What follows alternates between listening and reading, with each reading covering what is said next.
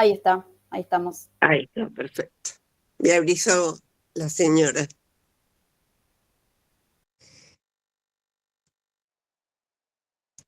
Bueno, entonces comenzamos.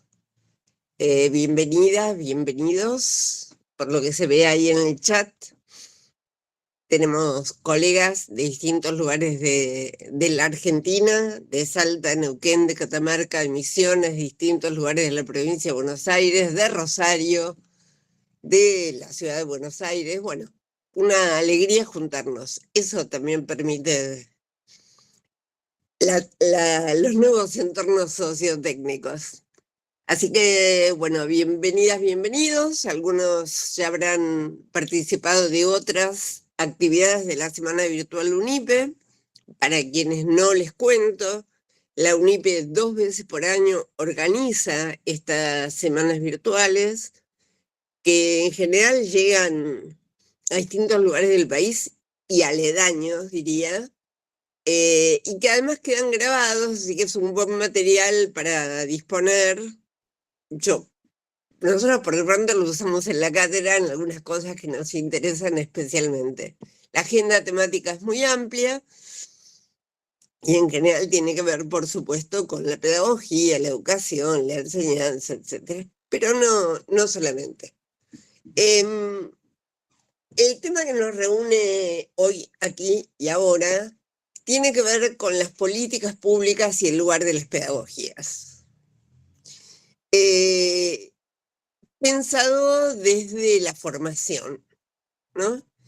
Y en ese sentido, digamos, lo que nos interesa es abordar las políticas públicas en educación en clave pedagógica, que es una orientación en la que venimos trabajando con el equipo que hoy se va a presentar y muchos y muchas colegas más en la maestría en políticas públicas que brinda la UNIPE.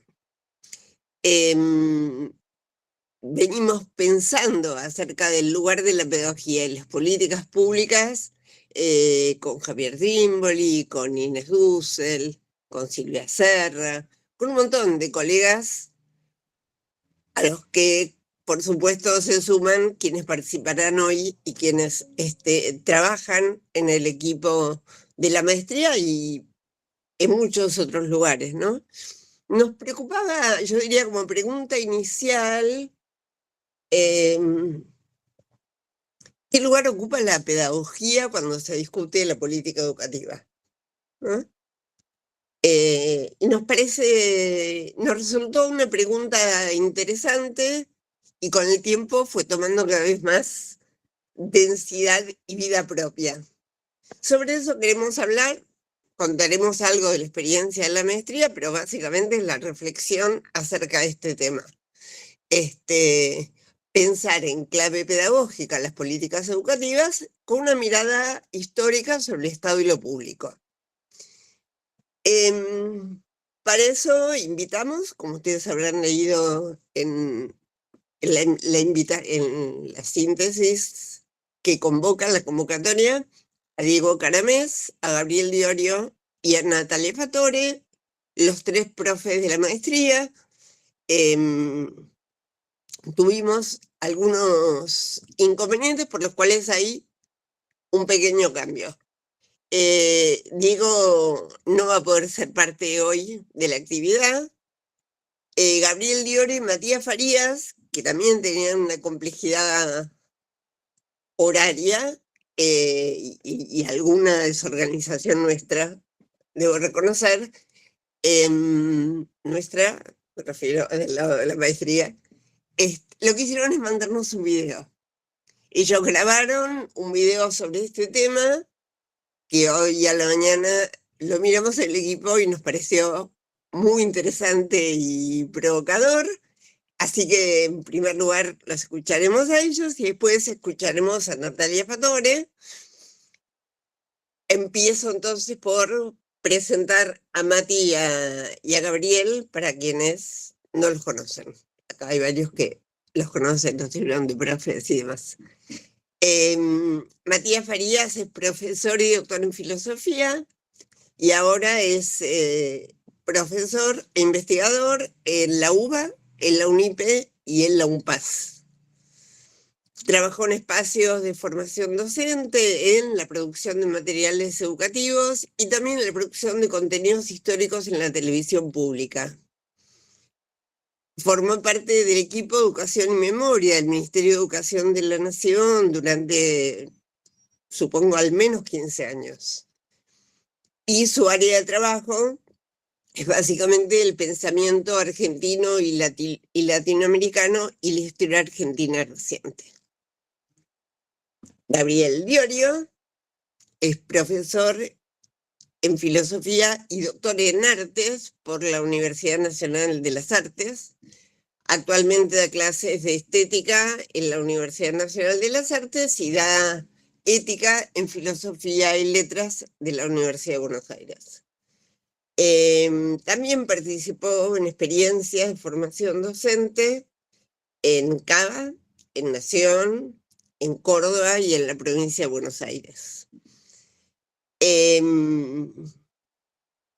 Si les parece, entonces, escuchamos el video que nos mandaron alrededor del tema que les propusimos. Florencia Rodríguez no solo es la secretaria académica de la maestría, sino que nos acompaña hoy en esta mesa. Buenas tardes, ahí presento el video. Vale.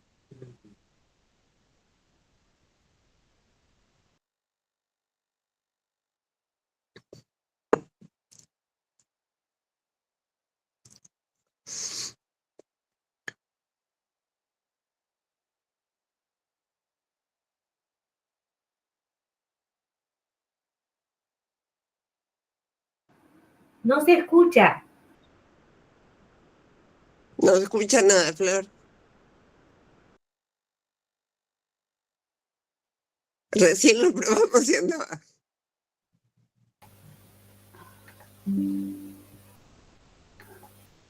A ver, así. Buenas tardes, colegas. Hola, Mati, ¿cómo andás? Bueno, David. Bien. Estamos aquí con Matías Farías, mi nombre es Gabriel Diorio. Estamos a cargo de uno de los seminarios de maestría en políticas públicas de educación, que dirige Alejandra Virgin.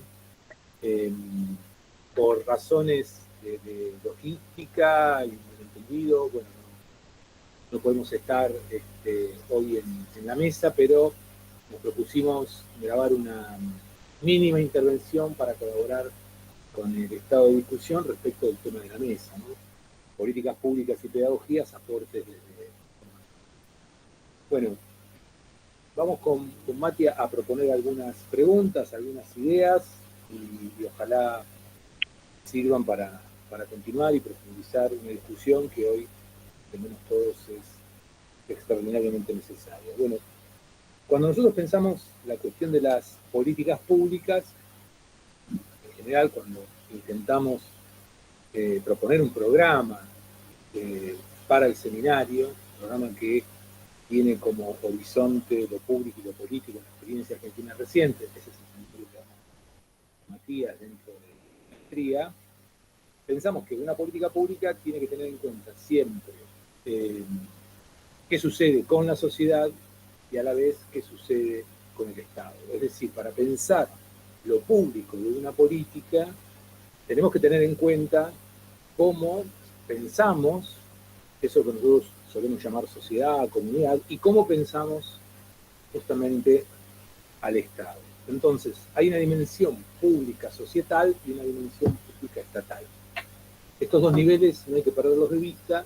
A nosotros encaramos este análisis con la presentación de esta tensión entre lo público y lo político porque nos parecen centrales. A la vez, en general, en el trabajo que hacemos en el seminario, incorporamos un tercer vector, que es el vector gubernamental.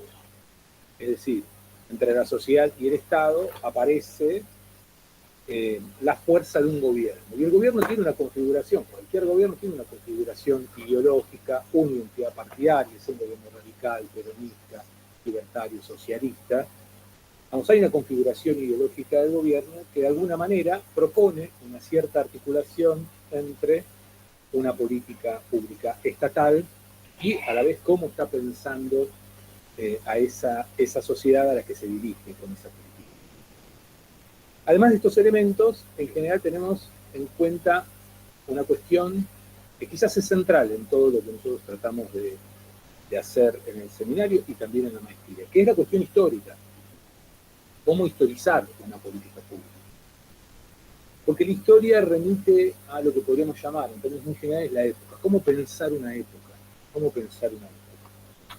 Y pensar una época no es solo pensar un tiempo histórico, sino también pensar la dimensión espacial, territorial, lo que se llama la geopolítica, ¿no? Es decir, cuando uno piensa una época, cuando uno piensa un momento histórico, también está pensando en determinados emplazamientos. Recién, rápidamente, pasamos muy rápido este nombre, geopolítica, ¿no? La dimensión geopolítica de los años 70 y 80 es muy distinta a la dimensión geopolítica actual. No tener en cuenta esas dimensiones a la hora de historizar una política pública puede representar un problema. Entonces tratamos también de emplazar nuestros análisis teniendo en cuenta esta tensión, que es la tensión entre el tiempo y el espacio, ¿no? Entre la historia y el territorio, etc.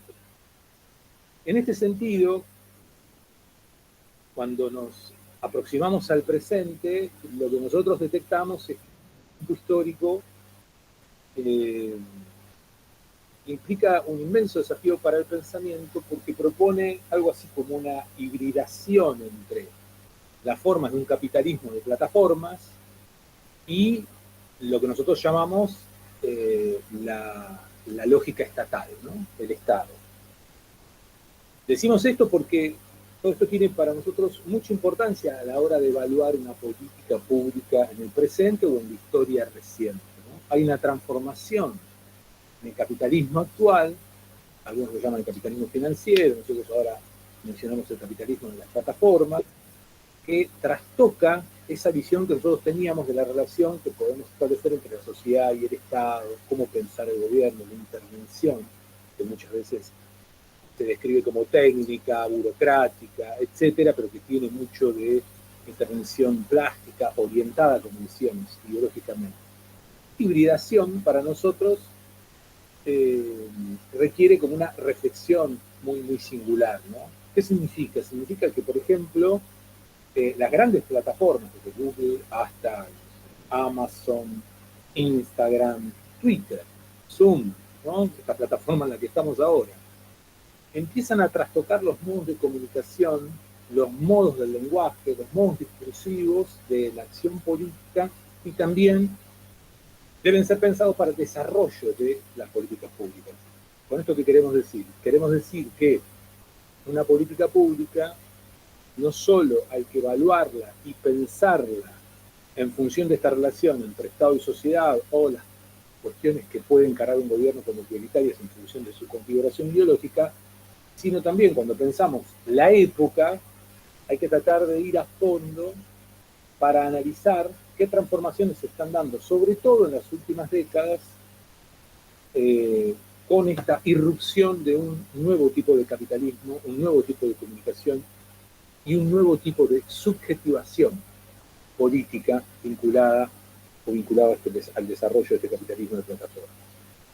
En ese punto, nosotros, ¿qué nos proponemos pensar o qué nos propusimos pensar en las últimas ediciones del seminario? Nos propusimos pensar la cuestión democrática, es decir, pensar lo público y lo político en la experiencia argentina reciente a través de un hilo conductor. Ese hilo conductor lo llamamos democracia. Obviamente, cuando decimos democracia nos referimos a una cierta manera de elegir a los representantes, pero también a formas específicas de participación popular. Formas específicas de participación popular. ¿Por qué nos interesa la cuestión de la democracia? No solo porque efectivamente aquí hemos acumulado una experiencia en los últimos 40 años, ¿no?, de continuidad de esta experiencia democrática, de la representación y la participación, sino a la vez porque nos parece central para pensar la escuela, ¿no?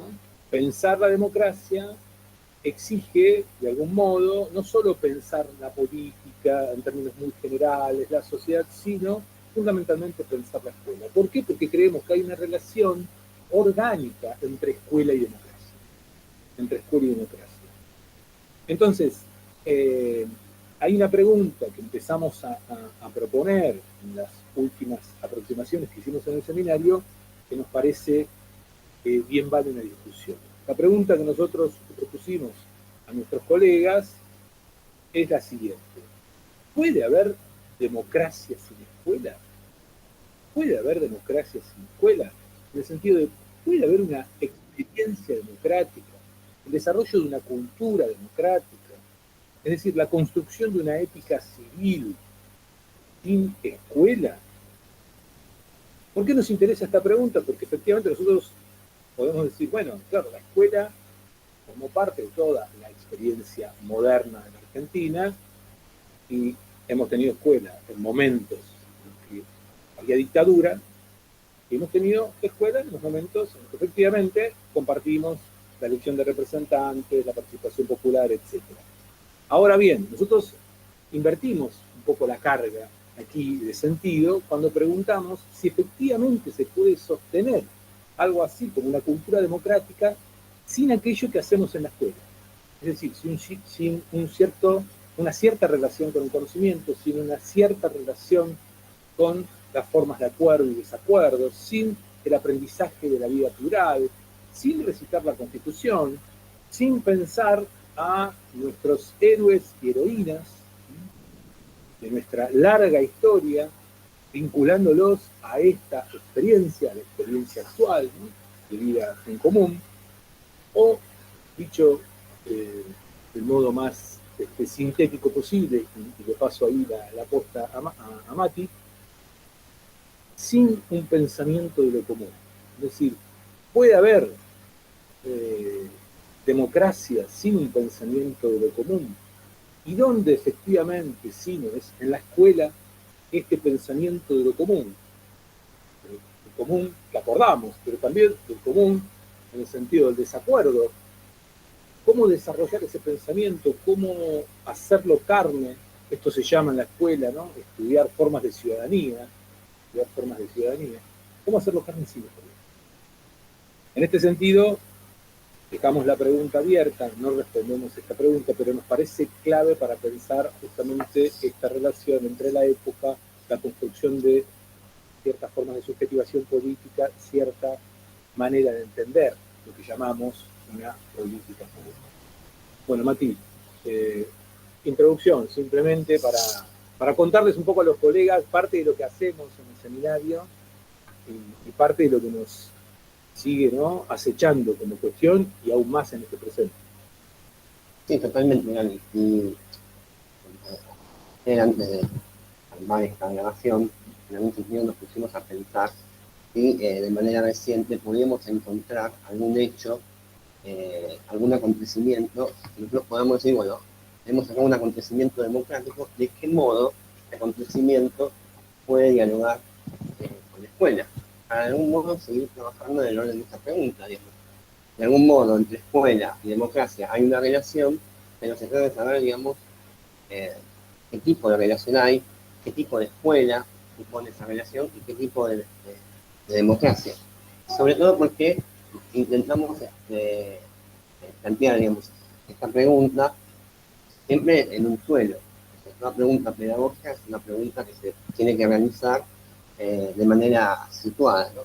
Y un poco, me parece, para salir del contexto apocalíptico, digamos, en que vivimos, con este clima, digamos, del fin de los tiempos, a mí por lo menos me había parecido interesante pensar esta pregunta, digamos, si sería posible una democracia sin escuela, con la escena de los procesos por la consagración, la consecución, digamos, de campeonato mundial, digamos, en Qatar en el 2022. A mí lo que me gusta, digamos, de esa escena, hay una imagen, que en todo caso la podemos compartir, en donde se ve desde las autopistas, desde quizás de un sector cercano a Canal 13, se ve cómo las multitudes, no de manera unidireccional, ocupan, digamos, el campo traviesa, las distintas autopistas de la ciudad europea, ¿no? Nosotros que trabajamos mucho con el Facundo, nos pareció como una imagen muy interesante, porque parecía, de golpe, la reemergencia de la tercera entidad colonizando, tomando, sin una agenda, sin una referencia precisa, esperando que pase un micro que no termine llegando, pero sin destrozar nada. Increíblemente, millones y millones en las calles, participando, digamos, de una experiencia que en muchos sentidos se puede decir democrática, que no estaba ocurriendo, propiciada por los canales tradicionales de la democracia, hablamos de los chilenos, y que sin embargo debía, digamos, incluso escuchaba recién, hasta desafiaba el capitalismo de performance, el sistema de redes, porque sin duda el capitalismo de performance y las redes pueden generar algún tipo de movilización, etcétera. Es como todo el tema de la primavera árabe en su momento, ¿no? Y que relacionamos con...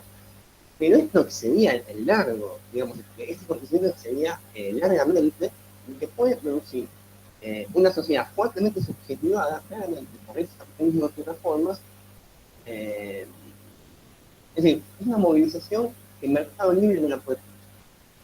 El mercado libre no la puede producir. El mercado libre puede producir subjetividades muy potentes, pero esa movilización, la más multitudinaria de la historia argentina, o sea, hablábamos, ¿no? Digamos, una multitud más grande de la de Ezeiza recibir a Perón, más grande, digamos, incluso los anteriores festejos de campeonatos del mundo, los cierres de campaña del 83, el 2 de abril del 82, pero sin dudas, ¿no? Era una escena de gobernamiento.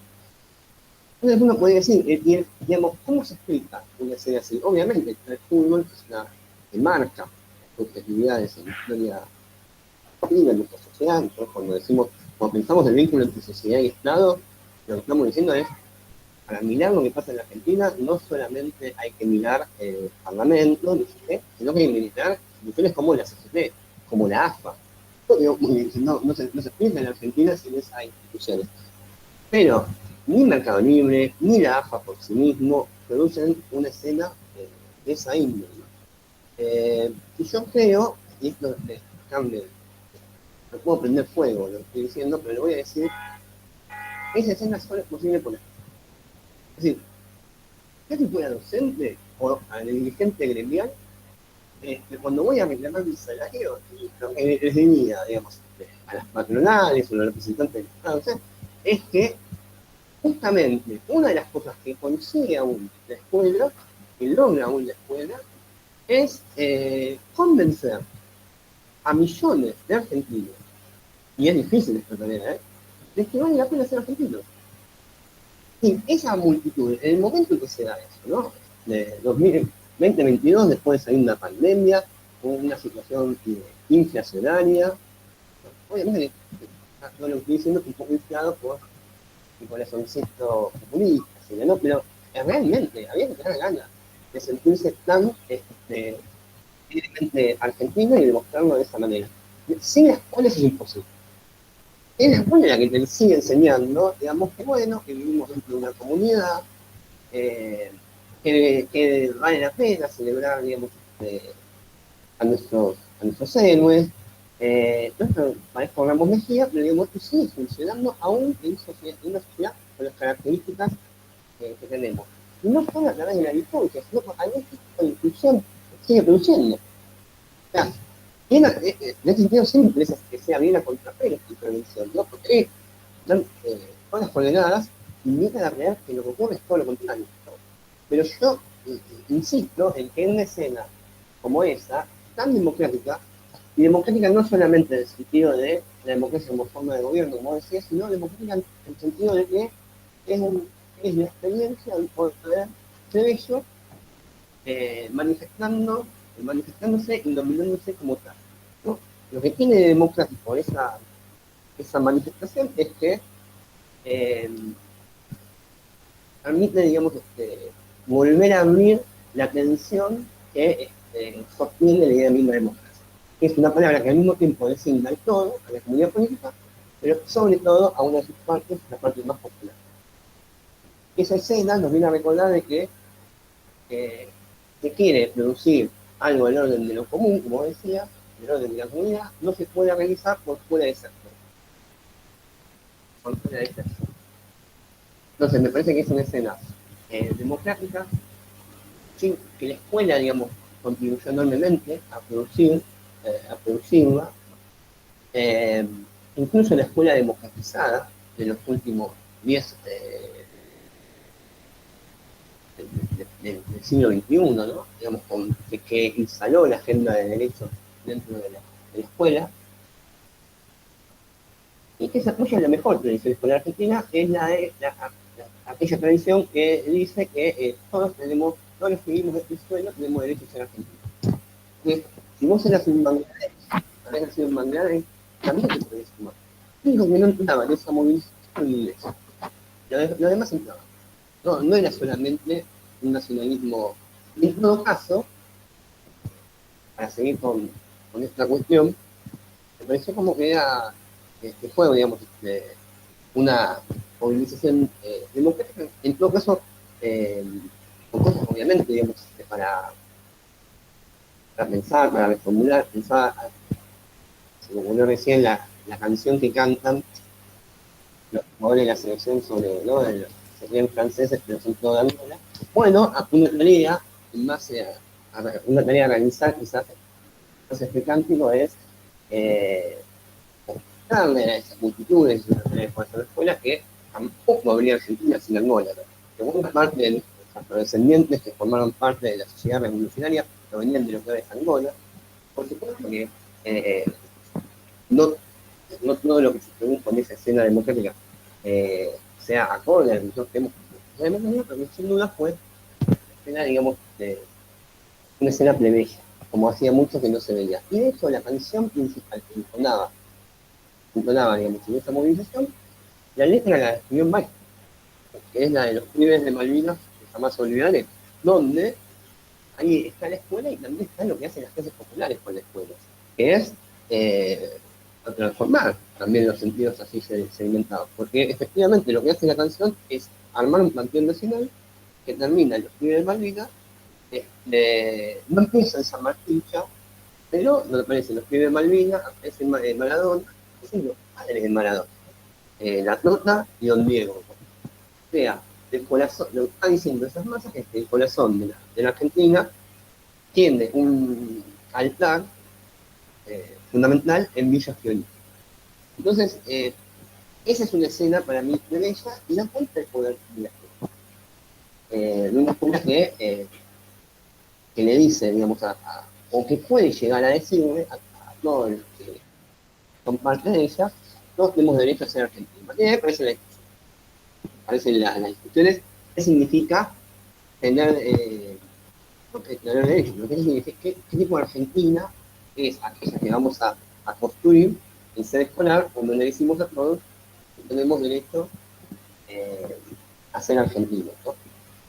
Entonces me parece que ahí hay un asunto para pensar. No sé si querías decir algo ahí. Está bueno, porque me parece que podemos poner esa foto, todo esto para muchísimo, pero podemos poner esta foto en relación a otras, ¿no? O estas fotos, en la celebración del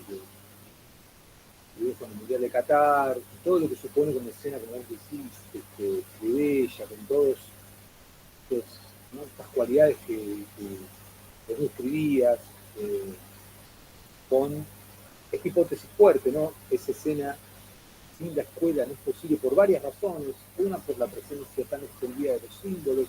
Otra, por la convivencia de millones de personas, ¿no? La convivencia de millones de personas en ese estado de celebración. Pensaba estas escenas en relación con las escenas del Bicentenario, que también fueron escenas multitudinarias, no tanto tiempo antes, escenas del Bicentenario, pero escenas que fueron si se quiere, convocadas, interpeladas, efectivamente de una política pública, ¿no? De una celebración estatal, de un Día de Nación y demás, que implicaron, ¿no? La organización de una narrativa, unidades específicas, políticas públicas específicas. Acá se da otra escena que de alguna manera aparece como vos decías, bueno, esta escena no es posible sin la escuela, es decir, esta escena no es posible en los festejos del Mundial sin la escuela, porque ahí se están jugando cantidad de cuestiones que tienen que ver con los hilos de nuestra historia. Sin embargo, es una escena que nos queda, a la luz de lo que ha sucedido después, nos queda como una escena abierta, ¿no? Como la idea de multitudes, no en estado de disponibilidad, sino multitudes esperando la construcción de un país a la altura de esa celebración. A la altura de esa celebración. ¿No?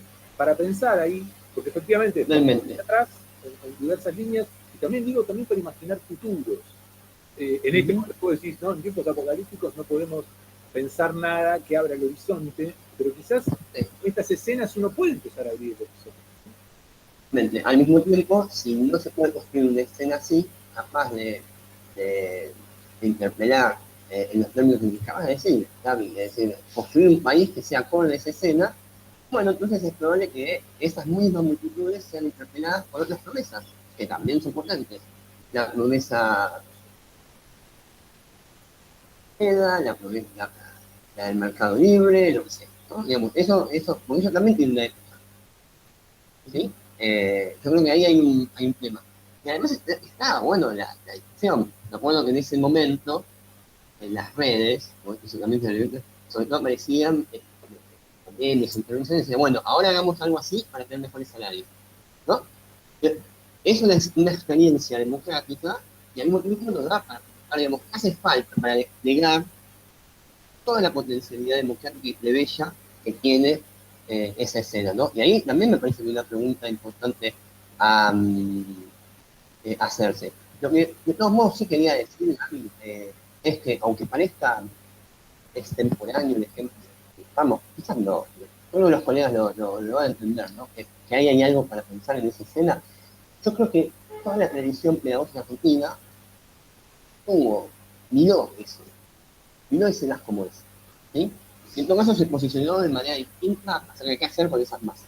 Que a su vez la escuela, como dijimos, contribuyó a aportar. Para Sarmiento, ese es el problema, ¿no? En otra sociedad, en otro contexto, el plebeyismo argentino era un problema.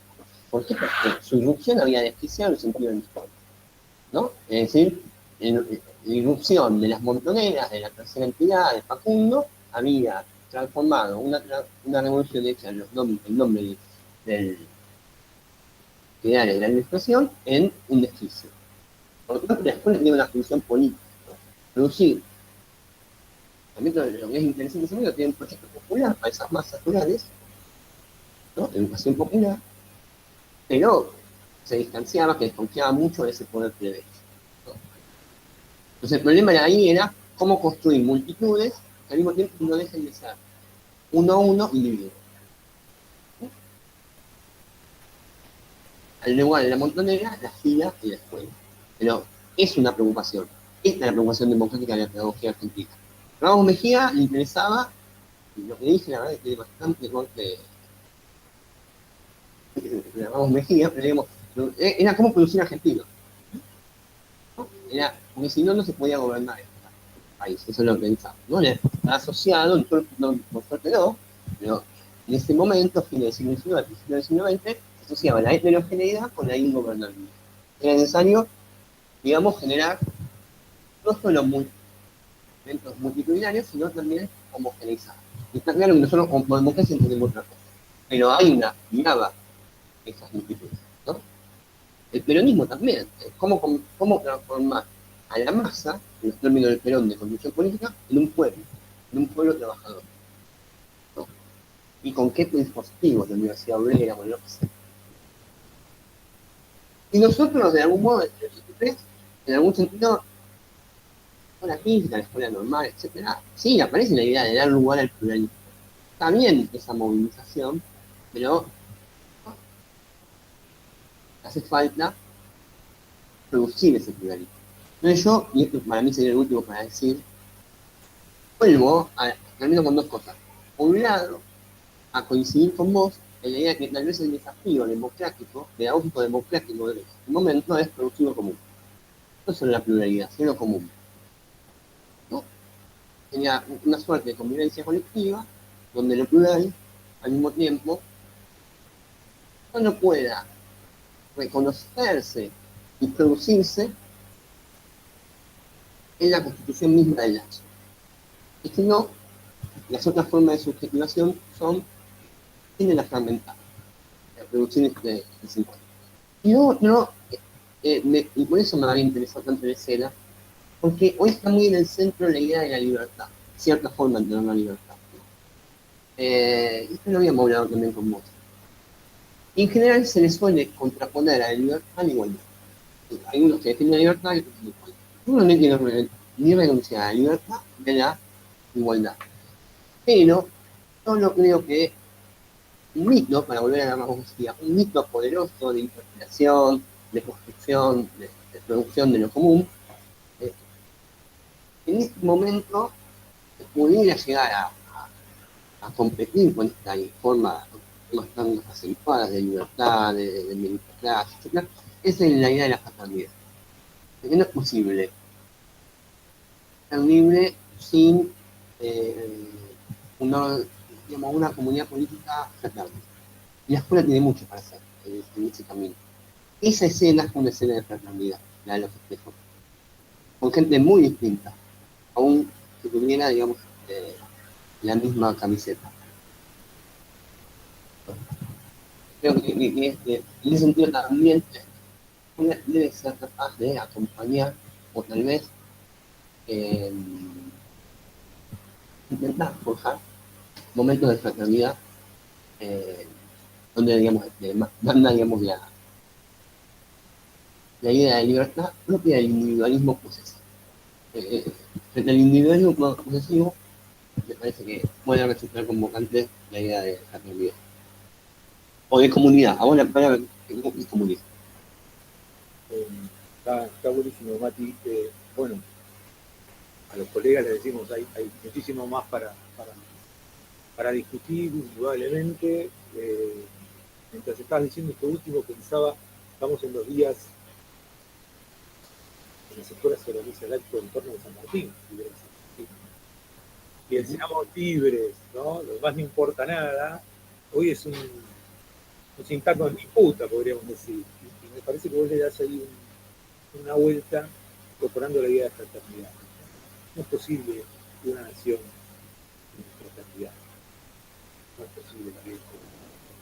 Y eso no quiere decir que no haya desacuerdos, que no haya litigios, que no haya, ¿no?, momentos de tensión. Pero una política pública, sobre todo cuando pensamos en educación, debe propiciar momentos de fraternidad, momentos de reconocimiento de común. Así que bueno, Mati. Eso es lo que tratamos de hacer también en el seminario, ¿no? Más que los contenidos, generar alguna escena de fraternidad entre pares. Bueno, colegas, seguimos. Ojalá que la discusión sea fenomenal. Lamentamos no poder estar ahí, pero bueno, nos estamos viendo. Bueno.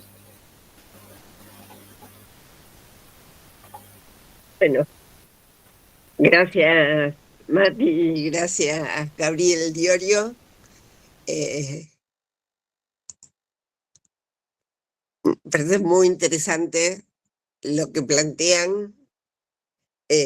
Quiero decir que cuando terminaron, Mati me dijo, hay un libro, me dijo, coméntalo por favor, así que lo hago en su nombre. Hay un libro que editó UNIPE, un libro de Saúl Taborda, un pedagogo cordobés muy reconocido de la primera mitad del 20, que tiene una reflexión muy interesante sobre el nexo entre masas populares, educación y comunidad. Así que lo recomendaba especialmente, me sumo a su recomendación para esta discusión que, bueno, supongo que en algún momento retomaremos en este encuentro. Ahora le paso la palabra a Nati Fatore. Natalia es profesora de la Universidad de Rosario y doctora en educación de la UNER. Actualmente dirige la Escuela de Ciencias de la Educación de la Universidad Nacional de Rosario. Es profesora allí en la Facultad de Humanidades y Artes. Y en general los temas de investigación que le preocupan, sobre los que produce, tienen que ver con la historia estética de la escolarización, problematizando el vínculo entre pedagogía, política, estética y transmisión. Está a cargo del seminario de pedagogía, ya no recuerdo cómo se llama, y bueno, te escuchamos, Nati, gracias por estar acá. Bueno, gracias Ale por la invitación y gracias a todos los que están acá escuchando. Bueno, una pena no poder discutir con Matías y con Gabriel, porque tenemos ahí como puntos en común. En mi caso, bueno, cuento algo brevemente y después me meto con lo que traje para compartirles.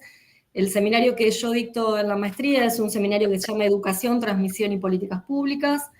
Es un seminario que lo empezamos dictando con Silvia Serra y hace ya 2 años, creo, o 2 cortes que lo dictamos dos cortes que lo dictamos con la profesora Elisa Welty.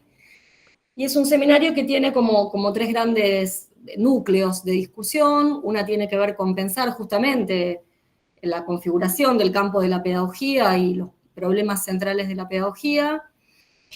Y después es un seminario que tiene como eje central, como 2 grandes ejes centrales que tienen que ver con pensar lo escolar como política pública, pero también pensar esto que Matías y Gabriel llamaban otras escenas de transmisión de la cultura, que tienen que ver justamente con el vínculo con lo político, ¿no? Pensaba que lo que nosotros hacemos en el seminario es trabajar mucho sobre esa idea de escenas, ¿sí? Y pensamos escenas de transmisión, ¿no? No solo las escolares, sino también otras que creemos que son importantes para entender cómo se configuran hoy las identidades, cómo se transmite hoy la cultura, y bueno, desde un año que trabajamos Paca Paca y la televisión educativa, hasta otro año que trabajamos festejos patrios, algunos de los que nombraban ahí Matías y Gabriel, centenario y bicentenario, como, digamos, ¿qué sucede ahí de la transmisión de la cultura? ¿Qué se juega ahí? ¿Y qué puede ser pensado pedagógicamente esa escena, no?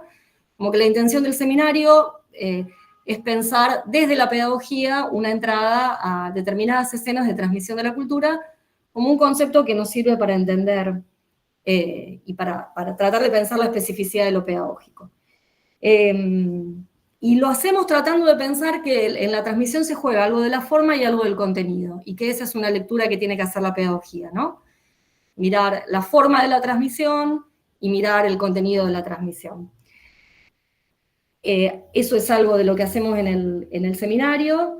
Y lo que traje yo para compartir, no sé si tiene que ver directamente con eso, charlando con Alejandra, así en qué podía yo traer. En realidad lo que traje un poco para discutir, armé un texto como para ir leyendo y compartir con ustedes, tiene que ver con pensar algunas reflexiones acerca de ciertas particularidades del campo de la pedagogía. Yo vengo del campo de la pedagogía, es el campo en el que me desempeño hace casi 30 años, y es el campo en el que doy clases, es la materia, la disciplina desde la cual investigo y en la que formo docentes.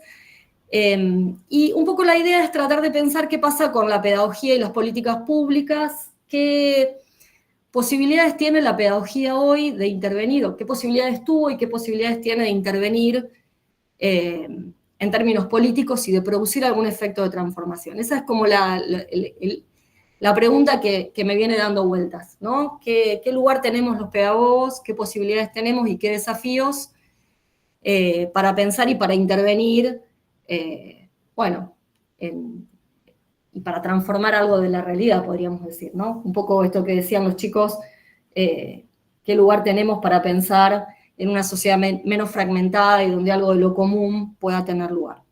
Entonces, nada, leo algunas cosas como para ordenar lo que les presento. Digo, mi idea era compartirles algunas reflexiones acerca de las particularidades del campo de la pedagogía entendida como un campo de producción teórica sobre la educación, ¿no? Múltiples discusiones acerca de ese campo, de los límites imprecisos que tiene, pero básicamente decimos que es un campo de reflexión, de sistematización y de investigación acerca de la educación. Y a mí lo que me interesa es dos cosas. Por un lado, revisar cierta cualidad distintiva de ese campo, que es lo que algunos autores llaman su sesgo propositivo. Gabriela Dicker también lo ha llamado en algún texto su imperativo de utilidad, en el sentido de que es un campo disciplinar que conceptualiza, que nombra sus objetos a partir de asuntos relacionados con las prácticas de la enseñanza, con la formación docente, con el sistema educativo y con las políticas públicas. Y es un campo que desde sus orígenes aporta tanto a la definición de herramientas teóricas como prácticas, ¿no?, que permiten pensar, pero también intervenir sobre las problemáticas educativas. Me interesa la idea de intervención, ¿sí? Entonces, digo, la pregunta que nos venimos haciendo y que en algún punto abordamos también en el seminario es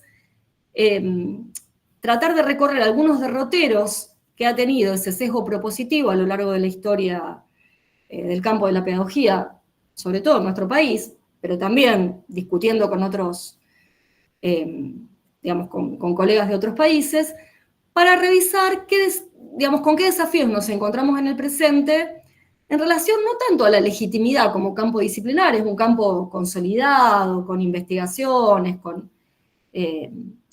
líneas de investigación y subcampos que producen conocimiento sobre la educación. No me interesa tanto esa cuestión, sino en términos de la naturaleza política del campo, o sea, la capacidad de la pedagogía de intervenir y de producir algún efecto.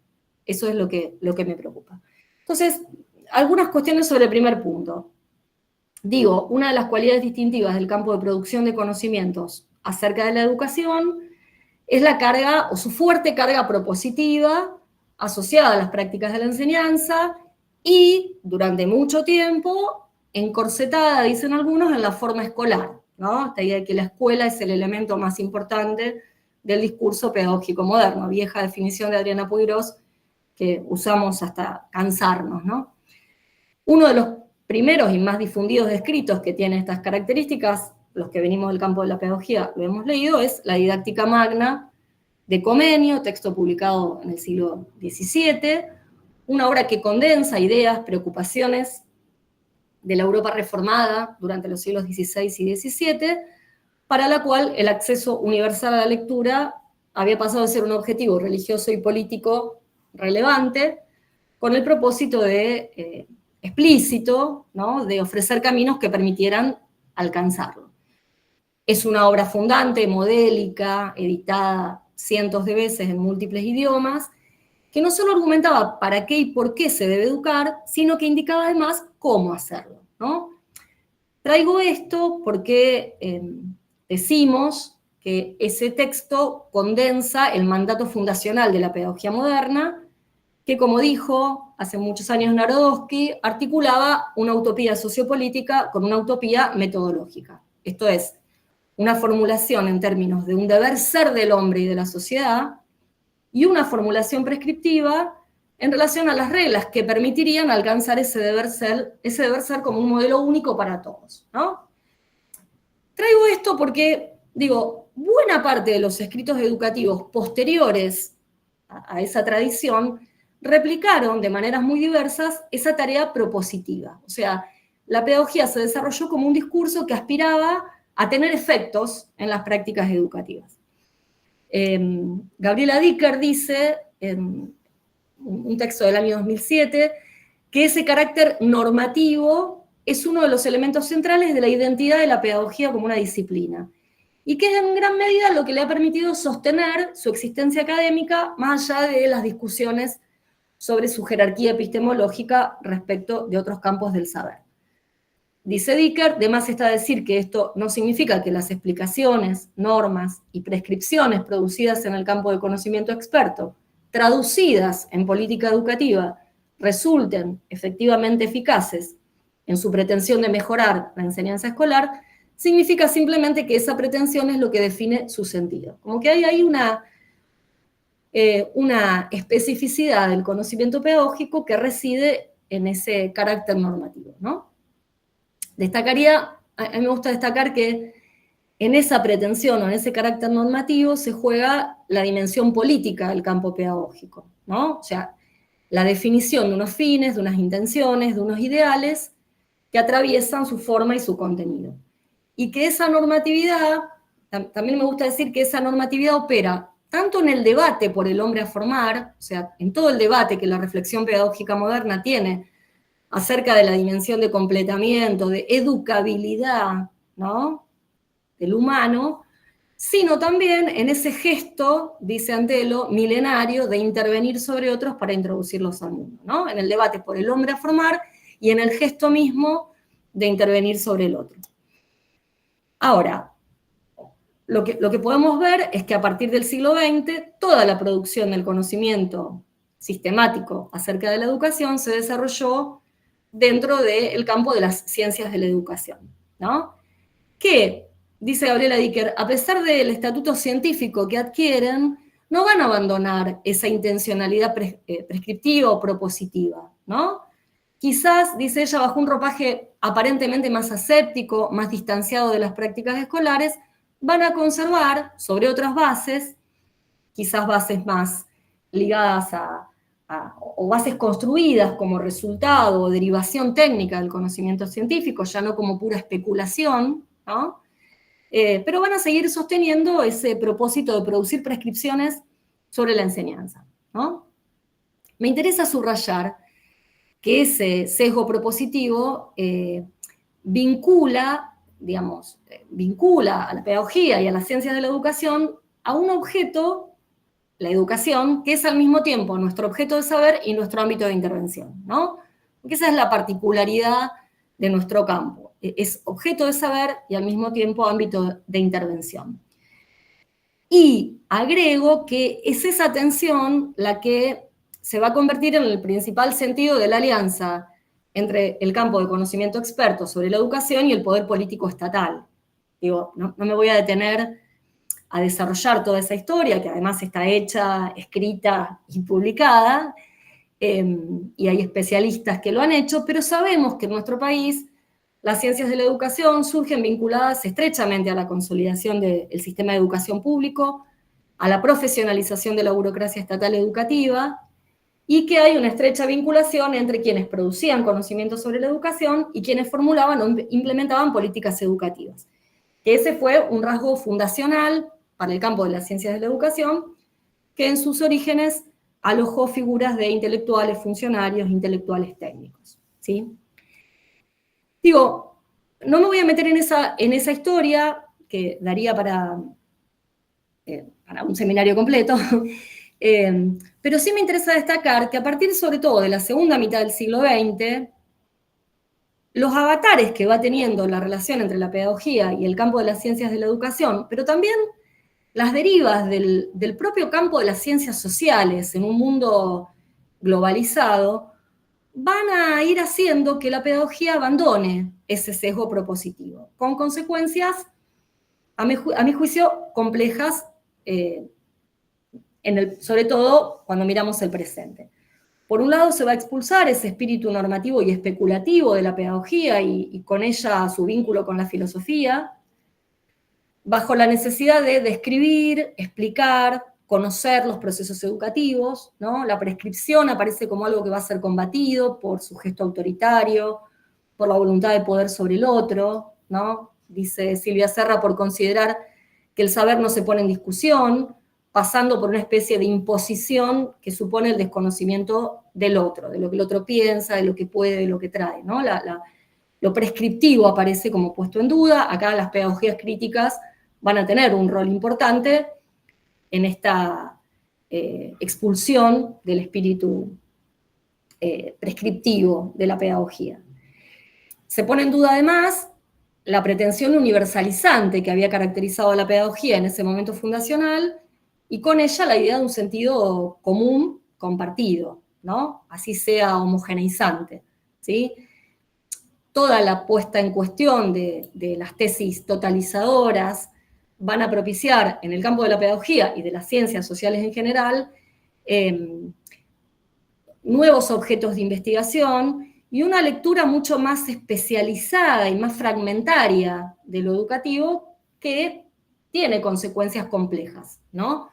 Yo pensaba en la década de los 90, cuando se discute todo esto, con el peso fuerte de todas las pedagogías poscríticas, aparece esto que Narodsky llamaba las pedagogías a la carta, que van a recluirse en los saberes técnicos, con la intención de, decía Narodsky, hallar un modelo escolar libre de impurezas, de conflictos, de frustraciones, una pedagogía que se va como a recluir en el saber del cómo, ¿no? Para tratar de responder a demandas de la escuela y a un imperativo de conseguir resultados en nombre de la efectividad, ¿no? Y por último, algo que ha trabajado también Gabriela Dicker es que se expulsa del campo pedagógico el saber producido por los docentes a través de una serie de regulaciones establecidas desde el campo experto de las ciencias de la educación, que será quien finalmente se adjudique esa función de interpretación y de producción del conocimiento. Digo súper brevemente, ¿no? Cada uno de estos ejes habilitaría una discusión sobre el momento en que estas discusiones van apareciendo, pero digo, segunda mitad del siglo XX, la pedagogía va a ir abandonando esa cualidad propositiva o prescriptiva. Y me interesa entonces revisar algunos desafíos con los que nos encontramos en el presente.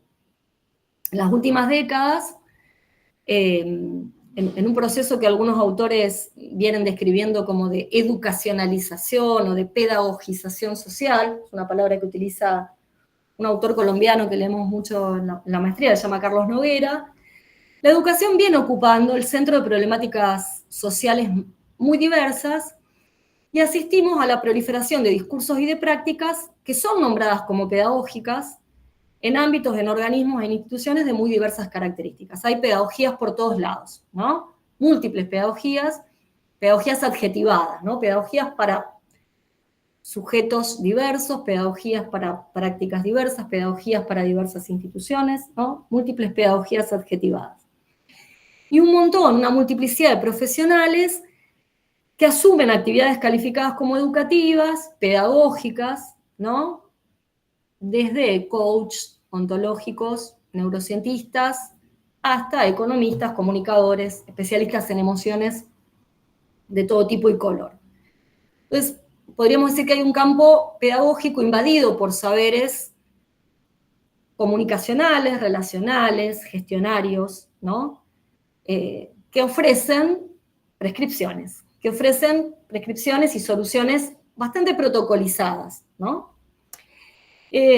A mí me preocupa, y por eso es esto lo que traje para compartir, las consecuencias que esta fragmentación de lo educativo y del campo trae, ¿no? Y me preocupa en términos de, digo, yo venía planteando o venía diciendo que el sesgo propositivo en algún punto vincula a la pedagogía a un objeto que es objeto de saber y ámbito de intervención, ¿no? Y lo que me viene preocupando es quiénes son los que están hoy interviniendo en el campo de la educación, ¿sí? No por una cuestión de delimitación de fronteras, porque, digo, sabemos que el campo pedagógico es un campo abierto, multiforme. Algunos pedagogos lo han definido como un campo polifónico, poroso, con límites imprecisos. Digo, no es esa la preocupación, la delimitación de una frontera clara, porque además soy alguien que pienso en que debemos pensar con otros. Me parece que la maestría tiene esto también de potente, que es la posibilidad de pensar entre disciplinas. Digo, no es esa la preocupación, sino que lo que me preocupa es en términos de los efectos políticos. O sea, me interesa discutir las posibilidades que tiene un saber de intervenir en un estado de cosas dado y transformarlo, ¿no? Me interesa en ese sentido, en el sentido de como ámbito de intervención. O sea, ¿qué lugar tiene la pedagogía para intervenir sobre la educación, ¿no? Para poder construir allí un discurso y convertirlo en hegemónico. Entonces, me parece que por un lado asistimos, como nunca antes, a una pérdida de la capacidad de las teorías para ofrecer un sentido compartido de la educación ante los ojos de los actores sociales, no ante nuestros ojos de investigadores que compartimos narrativas sobre la educación, sino a los ojos de los actores sociales. La pedagogía fue abandonando esa finalidad totalizadora, moderó ese tono disciplinador, estalló a favor de lo singular, de las singularidades. Ese proceso se ha agudizado y es un proceso que combina muy bien con un discurso neoliberal dominante que oferta sentidos y prescripciones a la carta desde una jerarquía de intereses económicos, formas culturales dominantes, lugares comunes, ¿no? Que, digo, habría que poder pensar. Me parece también que el centramiento en el aprendizaje como forma de entender las problemáticas educativas viene hegemonizando el campo de la pedagogía y ha colaborado en este estado de situación porque se relega a un lugar marginal a la propia educación y con ella a la intervención que supone necesariamente toda acción educativa.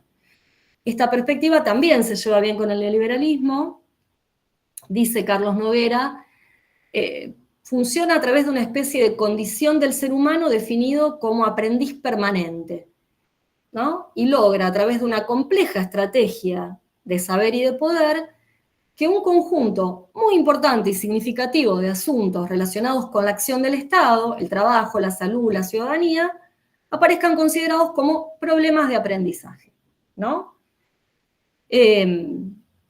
Simons y Machelen, dos autores belgas que también leemos en la maestría, dicen que la importancia que se le atribuye hoy a esta idea del aprender a aprender es la expresión más reveladora de un intento de domesticar el carácter igualitario que tiene la escuela, porque el alumno es devuelto a su propio aprendizaje y el vínculo con algo, el mundo, se rompe. Entonces, me parece que esto podría estudiarse en la historia larga de las teorías pedagógicas, este proceso, digo, este pasaje de la educación al aprendizaje. Me parece también que la pandemia que atravesamos agudizó, aun cuando en términos materiales los datos puedan contradecirlo, agudizó discursos laudatorios del autoaprendizaje, anticipando lo que algunos llaman la educación del futuro, aprendizajes ubicuos, sin espacios escolares específicos, con ambientes de aprendizaje electrónicos, tiempos que no están programados, a medida del usuario, ¿no? Justo a medida del usuario, como dice Inés Dussel. Y al mismo tiempo encontró un terreno fértil para el avance del mercado en la educación, que terminó siendo muchas veces el actor que definió las formas válidas de enseñar, de aprender, de evaluar, a pesar de que, como sabemos, todo tipo de fundaciones y empresas desde mucho antes habían penetrado y ofrecían, y siguen ofreciendo, soluciones a los problemas de las instituciones educativas. Ahora, yo decía también que el sentido normativo, esta cualidad propositiva del campo de la pedagogía, ordenó también la direccionalidad del campo en una dimensión práctica, no solo en términos de su dimensión como objeto de saber, sino también en su dimensión de intervención específica sobre los sujetos, ¿no? Y en este sentido, también hay una serie de diagnósticos que compartimos con autores de distintas procedencias, que hablan de una especie de abstencionismo, voy redondeando, una especie de abstencionismo generacional, reconociendo una especie de ruptura inédita en la historia, de un autor francés que se llama François Bellamy, que dice, hay una generación que desiste de transmitir a la siguiente lo que debería darle, el conjunto del saber, ¿no? De la experiencia humana inmemorial que constituye su herencia. En esa misma línea, y con más fuerza en los últimos años, asistimos también a lo que Gabriela Dicker ha llamado una abstención militante a intervenir sobre el otro, que se visualiza en el prefijo auto, de circulación frecuente en el vocabulario pedagógico, un abstencionismo que convive con la abstención más reciente aún, a darle cualquier direccionalidad política al conjunto de los discursos y prácticas educativas que tiene su origen en el mercado, pero también en las familias que plantean con mis hijos no te metas, ¿no? Bueno, ni que hablar que en nuestro país esto tiene otra novedad, que es el corrimiento de toda forma de intervención del Estado en un gobierno liberal libertario que dice despreciar al Estado, al que concibe como una asociación ilícita, ¿no? Y que toda forma de intervención se ha convertido en nuestro país en adoctrinamiento o en metáforas asociadas, ¿no? Hace unos días leía, bueno, hace un tiempo en Rosario hay un grupo de concejales que abrió un portal que se llama bastadeadoctrinamiento.com.ar, bajo la consigna de que si algún profesor te baja línea en alguna clase o en la universidad, no te podés quedar callado, ¿no? Bueno, varios profesores de la Universidad Nacional de Rosario han sido denunciados por adoctrinamiento. La enseñanza se convierte entonces en una práctica a la que muchos docentes temen y la intervención en una operación de la cual cuidarse, ¿no? Digo, me gustaría cerrar volviendo a esa idea del saber normativo. No es que no tenemos más instrucciones. En todo caso, no provienen del campo de la pedagogía, se construyen a la carta, a la medida del usuario, ¿no? Simons y Magellan dicen, en tanto que la institución moderna del siglo XIX, la escuela, ponía algo sobre la mesa, en el mismo movimiento ponía un manual de instrucciones. Los ambientes contemporáneos de aprendizaje rebosan de manuales y instrucciones, pero no hay nada sobre la mesa, ¿no? Llenos de instrucciones, sin pedagogía, o mejor, sin transmisión, sin ofrecimiento de un fondo cultural común, sin la voluntad política de volver disponibles las herencias, ¿no? Entonces, digo, esa es la pregunta que me preocupa, ¿no? Me parece que es interesante pensar que las disputas al interior de un campo no se realizan solo por argumentos consensuados por una comunidad de especialistas, sino por la capacidad que tenemos de modelar, negociar narrativas sobre el mundo educativo. Y me parece que ahí reside la posibilidad de la intervención política. Vuelvo a la pregunta sobre la necesidad de intervenir, y me gustaba cerrar con un texto que leí hace un tiempo de Alain Badiou y Marcel Gauchet, dos pensadores que discuten en un libro que se llama ¿Qué hacer?, ¿no? Es un libro donde estos dos pensadores, un representante del retorno de cierta idea comunista y un pensador de la democracia liberal, discuten recuperando la pregunta de Lenin sobre la responsabilidad de los intelectuales a la hora de pensar los cambios en ciertos dominios de la vida. Y me gusta ahí algo que dice Badiou sobre la palabra política, ¿no? Badiou dice, la política hace de nosotros, antes sujetos dispersos, sujetos que se embarcan en un proceso colectivo capaz de determinar la visión común de voluntades asociadas. Es sujeto el que se libera de las exigencias autocentradas y reivindica imperativos transindividuales, moviliza un nosotros. No dejemos al sujeto en manos de los economistas que lo encapsulan en la figura del individuo, sus apetitos personales y estrechas libertades, ¿no? Badiou dice que se juega la aparición de ese sujeto en la política, en el amor, en el arte y en la ciencia. Diría yo, podemos agregar ahí a la educación, y me parece que la posibilidad de pensar y de intervenir en ese horizonte común, en eso que Matías y Gabriel llamaban producir lo común, es el desafío que tiene el campo pedagógico para que aún en esas tensiones, en esas posiciones, en esas voces que constituyen ese complejo campo, se pueda, digamos, alumbrar algún futuro diferente, viable, como decíamos en algún momento. Bueno, por ahí iba mi intervención, perdón si estuve muy larga. Gracias, Nati. No, para nada de larga, súper interesante. Y efectivamente hay un cruce, ¿no? Entre eso que dijiste al principio. No hay pena que no estén acá Mati y Gaby para conversar sobre ese cruce. pensaba en la lectura de Mati de la escena del festejo del Mundial y la autoría de la escuela, que le atribuye a la escuela, ¿no?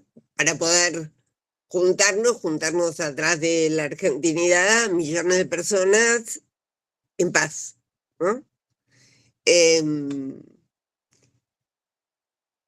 Y también pensaba en lo contrario que vos decís, ¿no? En que de la pedagogía, estos nuevos direccionamientos de la pedagogía pensadas en el individuo, puestas en una primera persona, y esto de, bueno, de la ausencia del otro. Y pensaba en una cosa más. Estuve la semana pasada en el 10º Congreso de la Internacional de la Educación.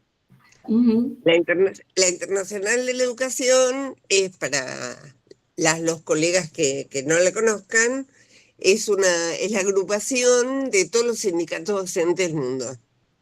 Entonces había 150 países representados, y junto con los 150 países representados eran 1.500 personas, y el primer punto de la discusión fue interesantísima por escuchar desde los países más diversos frente a los mismos temas, ¿no? Y el primer punto fue tomado desde los sindicatos, la escasez docente, ¿no? Entonces ahí venía una discusión interesante desde quienes decían, bueno, el tema son las condiciones materiales de trabajo, que sin duda tienen una fuerte incidencia, sobre todo cuando uno escucha otros países, también el nuestro, por supuesto, pero digo, hay una diferencia enorme en el contexto global entre los países, pero otros que juntaban la escasez docente con argumentos mucho más pedagógicos.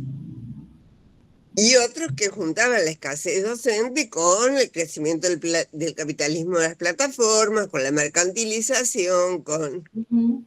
me parece que hay ahí una discusión, es la primera vez que yo veo a los gremios discutiendo su propia existencia, ¿no? Y ahí jugaba un papel muy importante la pedagogía en esa discusión. En general, la gente que forma parte de los sindicatos tiene una preocupación por lo que vendrá, por el mundo que le estamos dejando a los que llegan, y me resultó muy una preocupación con una dimensión humanista importante y también pedagógica. Y también, y esto creo que es importante considerar, la transversalidad global que tiene este desafío, ¿no? Tiene formas particulares en nuestros países, en nuestras regiones, digo, lo que traían los países de Sudáfrica o lo que traían ciertos países,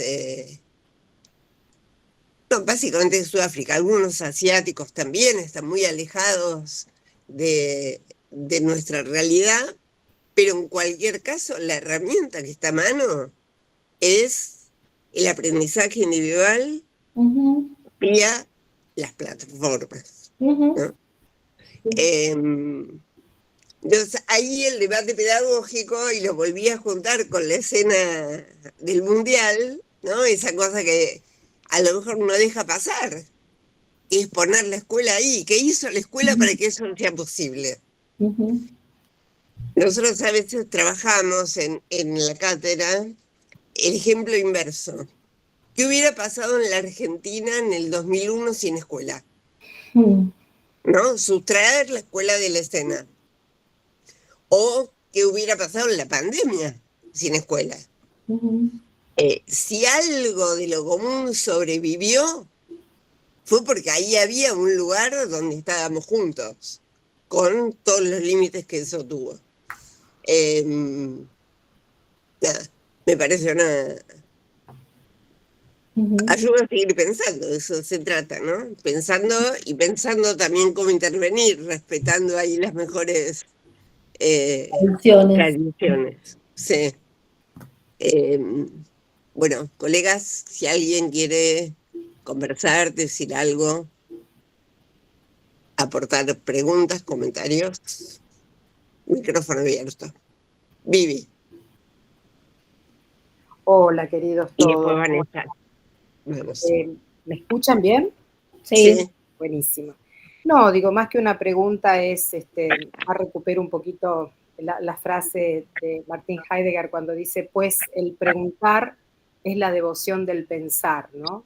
Creo que estamos viviendo en un tiempo donde nos estamos haciendo muchas preguntas porque realmente el devenir de este mundo contemporáneo que estamos transitando nos desafía en lo cotidiano, pero de manera permanente, porque tenemos que pensarnos en esta, digamos, realidad que tiene que ver sobre todo con una dimensión que es alarmante como es la dimensión ambiental, pero sin dejar de lado la dimensión cultural, porque los problemas, digamos, de intolerancia, de exclusión, de fragmentación que se está viendo en la conformación de esta globalización, ¿no? Que como decían Borja y Castells allá por fines del siglo pasado, la globalización da esa seguridad de universalismo cultural, pero realmente si no entendemos al otro como una parte del nosotros, más que un universalismo cultural, vamos a ir construyendo un tribalismo local.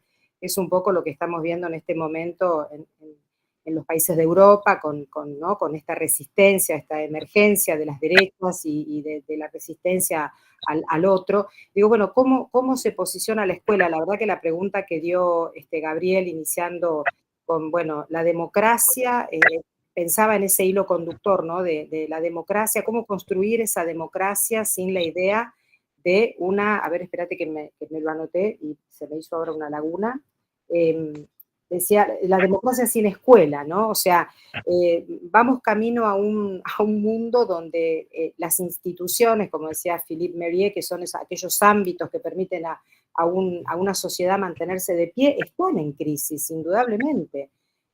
Pero bueno, ¿cómo repensar estas realidades teniendo en cuenta todas estas instituciones que están en crisis con los cambios del mundo contemporáneo? La familia, la escuela, todas las instituciones, como decís vos, Ale, de pronto que hasta los mismos gremios estén, ¿no? Analizando su rol dentro de este esquema mundo que nos atraviesa.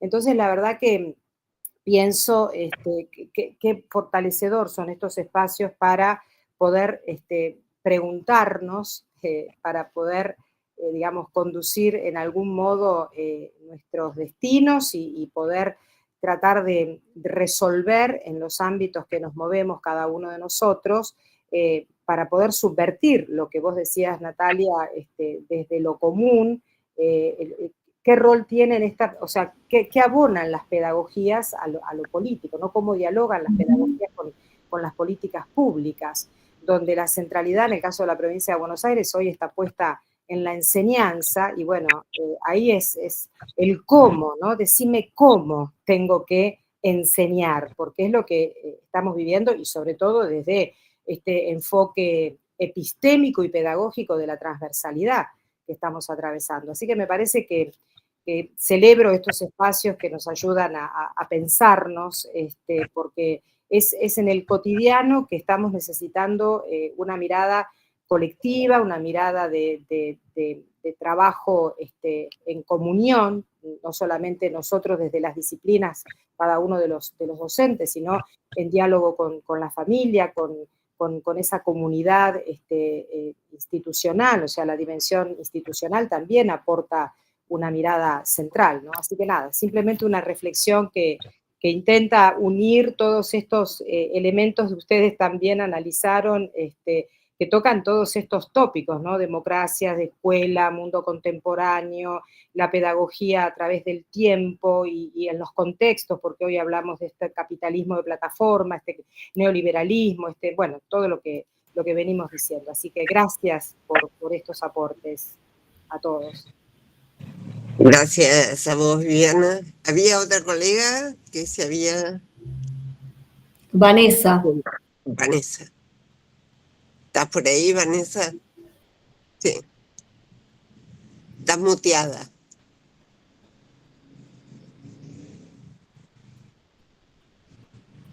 Vanessa.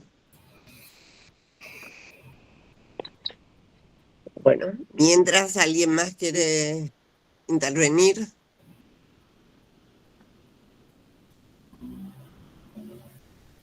Sí, me quedé pensando ahí en lo que decías, Ale, de...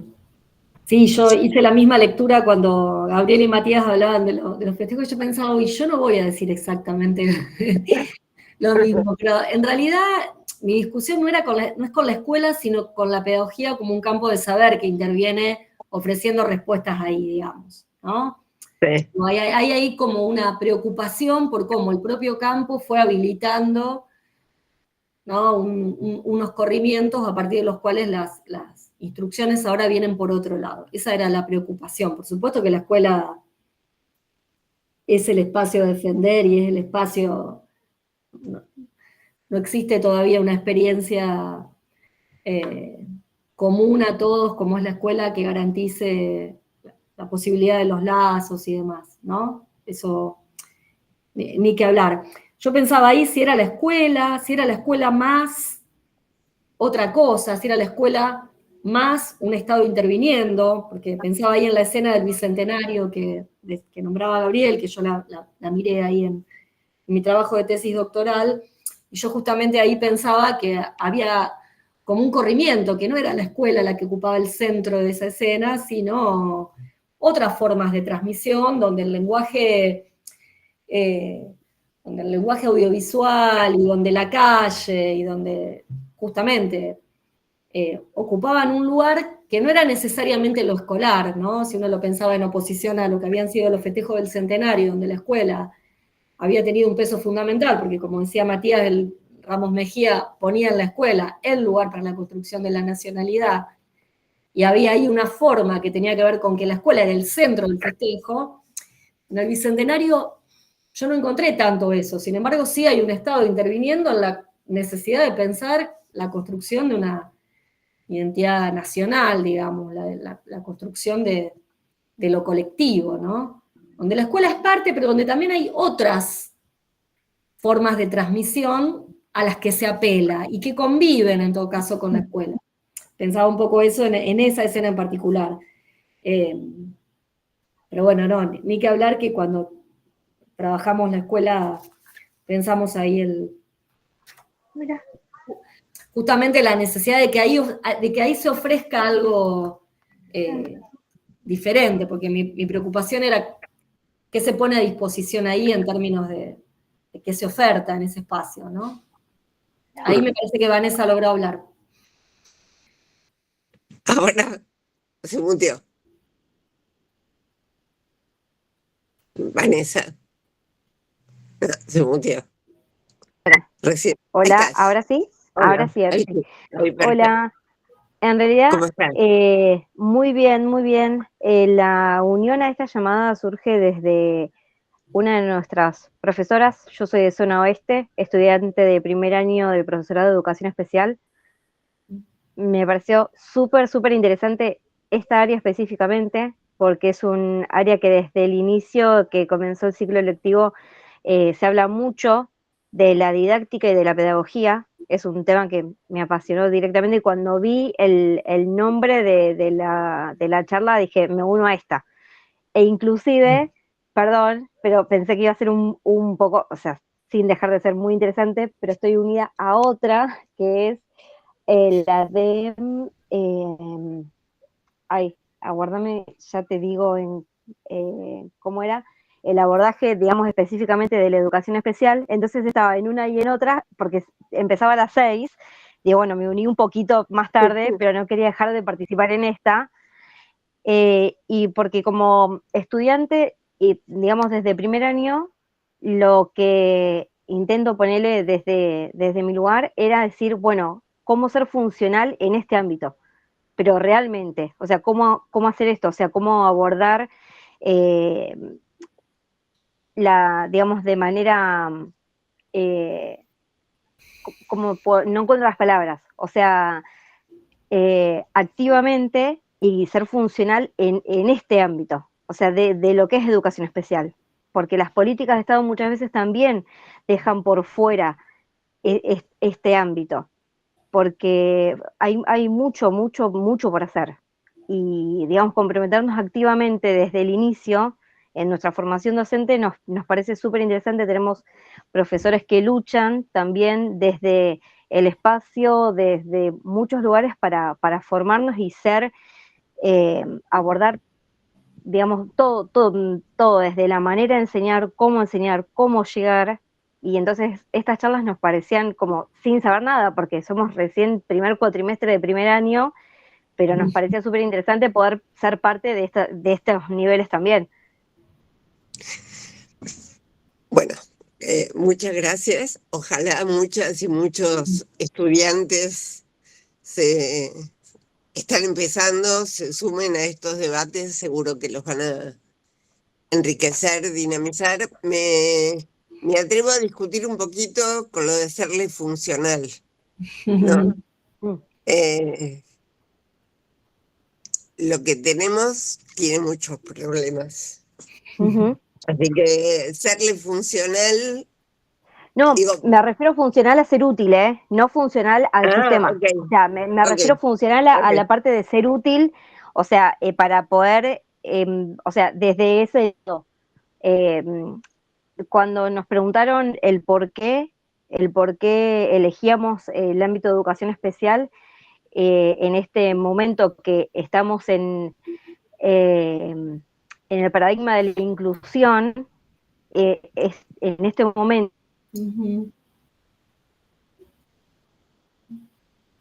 específicamente, era, digamos, de poder ser activo de inclusión de manera bien. No un sistema, sino a una manera de ser, desde nuestro lugar. Bueno, ahora entendí un poquito más. Bueno, claro, por ahí a veces sí. los conceptos o las palabras que también estamos aprendiendo, como que bueno, por ahí a veces no encajan en el contexto, y está buenísimo. Sí. Atención.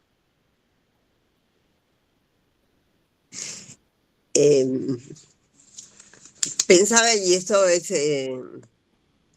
interesante, ¿no? Aquel es funcional, en el sentido que nosotros lo pensamos, ¿no? Que vos ya dijiste, aquel es funcional, todas estas abstenciones y modalidades nuevas de intervención educativa y pedagógica, ¿no? Así que bueno, ahí tenemos mucho para seguir pensando, discutiendo. Sumaría una cosa más. No sé ahí cómo se lleva con lo que dijiste sobre la pedagogía, Nati, pero me parece que hay parte del éxito, del pragmatismo que subyace a estos modos, a estas pedagogías adjetivadas, como vos decías, un pragmatismo que tiene que ver también con una respuesta a temas que nosotros de la pedagogía muchas veces negamos como intervención, ¿no? Totalmente. Ahí me parece que amigarse con estos dos planos que vos señalabas de la pedagogía y poder pensarlos en relación, digamos, dejar en un tacho antes de entrar a la sala del jardín la tristeza o el enojo, porque eso va a garantizar el buen clima escolar, tiene que ver primero con que hay malestar. Y segundo, con que no encontramos otros modos de trabajar, no llegamos con otros modos de trabajar el malestar. Entonces estas solución, este solucionismo técnico, como le dice Morozov, viene a dar respuesta también a situaciones complejas Sí. de las cuales también la pedagogía tiene mucho para, y los pedagogos y las pedagogas tenemos mucho para pensar sobre lo que hemos hecho, ¿no? Sí. Bueno, y lo último que diría, más allá de que a lo mejor ustedes quieran cerrar, es que todas estas reflexiones están profundamente ligadas a lo político. Porque volví al nombre de la mesa, ¿no? Y pensaba en los modos de hablar, un poco dialogando con eso que decía recién Vanessa. Mayor o menor mención a lo político en el sentido de Chantal Mouffe, en términos de tensiones, conflictos, etc. Y a las políticas públicas, en cualquier caso, todas estas discusiones pedagógicas están profundamente ligadas a las políticas públicas, por más asépticas que se las quiera escribir, ¿no? Totalmente. Bueno, ¿alguien más? Les agradecemos un montón que nos hayan acompañado. Ojalá sigan encontrando en esta Semana UNIPE y en las que vendrán conversaciones interesantes que alimenten desafíos complejos pero irrenunciables para los que nos importa la pedagogía y la educación. Gracias a todas y a todos. Muchas gracias.